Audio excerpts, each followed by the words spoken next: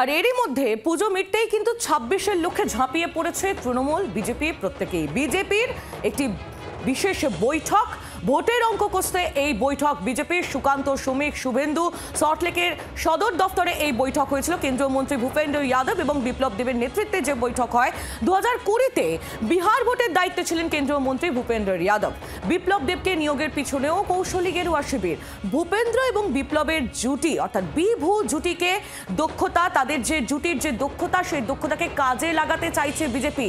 বাংলার বাইরের নেতার উপর ভরসা করে বৈতরণী পারের চেষ্টা। বিজেপির এই বৈঠক, বিজেপির যে ভূমিকা তা নিয়ে প্রশ্ন তুলে পাল্টা সুর চড়িয়েছে তৃণমূল।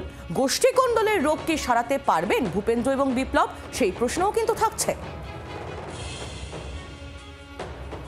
২৬-এর লক্ষ্যে এই বৈঠক, সুকান্ত, সুমিক, শুভেন্দুদের নিয়ে সল্টলেকের দফতরে এই বৈঠক হয়। যে বৈঠকে ছিলেন কেন্দ্রীয় মন্ত্রী ভূপেন্দ্র যাদব এবং বিপ্লব দেব, তাদের নেতৃত্বেই এই বৈঠক হয় বলেই খবর। কথা বলবো আমরা, কমলাক্ষ ভট্টাচার্য আমাদের প্রতিনিধি রয়েছেন আমাদের সঙ্গে টেলিফোন লাইনে। কমলাক্ষ, গতকালের এই যে বৈঠক, সেই বৈঠক নিয়ে ইতিমধ্যেই একদিকে যেমন রাজ্যের শাসক দল তারা সুর চড়াতে শুরু করেছে, কারণ বিপ্লব দেব এবং তার পাশাপাশি ভূপেন্দ্র যাদবকে কাজে লাগিয়ে, তাদের দক্ষতাকে কাজে লাগিয়ে বিজেপি ভোট বৈতরণী পার করতে চাইছে, এমনই কটাক্ষ। কিন্তু অন্যদিকে এই দুই অর্থাৎ বিভু জুটিকে কাজে লাগিয়ে কোনো সুফল কি বিজেপি আনতে পারবে, বিশেষ করে বাংলার ক্ষেত্রে? এটাই কিন্তু এখন দেখার বিষয়। একেবারে আহিলি, সেই লক্ষ্যেই এই বিভু জুটিকে বিশেষ দায়িত্বে, নির্বাচনের দায়িত্বে বাংলায় আনা হয়েছে।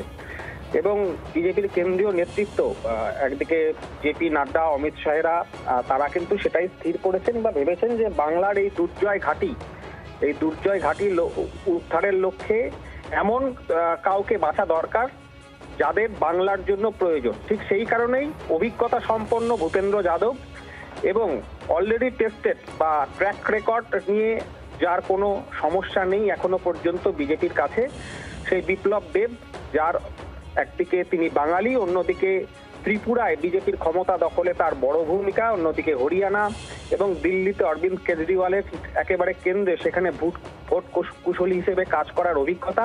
এই সমস্ত অভিজ্ঞতাগুলোকে কাজে লাগিয়ে বাংলায় যাতে সুফল আসে, যেহেতু বাংলায় কঠিন লড়াই বিজেপির সামনে, এবং তার পাশাপাশি ভূপেন্দ্র যাদবের একটি অন্যতম তার প্লাস পয়েন্ট যেটা, তা হলো বিভিন্ন জায়গায় বিজেপির যে আদিনব্য দ্বন্দ্ব রয়েছে, সেই আদিনব্য দ্বন্দ্ব মেটানোর জন্য ভূপেন্দ্র যাদবকে কিন্তু বিভিন্ন জায়গায় পরীক্ষা করে দেখা হয়েছে এবং সেখানে তিনি সফল হয়েছেন। সেই কারণে বাংলাতেও এই সমস্যাতে দীর্ণ বঙ্গ বিজেপি। সেই কারণেই কিন্তু এই বিভু জুটিকে কাজে লাগানোর একটা চেষ্টা এবং ভোট বাক্সে তার সুফল পেতে বিজেপি মরিয়া।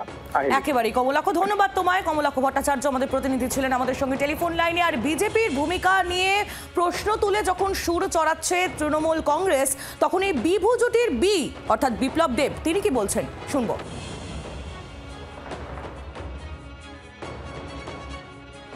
मीटिंग किया है, हमारे आदरणीय भूपेंद्र यादव जी ने मीटिंग लिया है। स्टेट के सभी जो मूल ऑफिस बेयर्स बैठे हुए थे, तो इसमें अपने संगठन के बारे में चर्चा हुआ है और हम सब मिलके